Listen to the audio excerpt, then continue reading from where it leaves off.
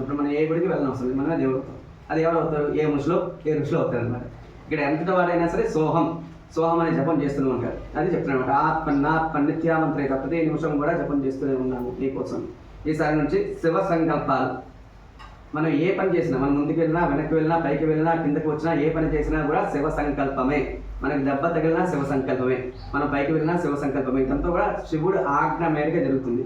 అసలు ఈ ప్రాసెస్, అసలు ఈ మహాసంకల్పం అంతా ఎవరు రచించారు అయ్యారంటే రావణాసుడు తెలుసు కదా మీకు? రావణాసుడు ఎవడు? ఒక బ్రాహ్మణుడు, 4 వేదాలు చదువుకున్న మహాపురుషుడు. వేదం తెలుసు, వేదాన్ని యొక్క అర్థం కూడా తెలుసు రావణాసుడికి.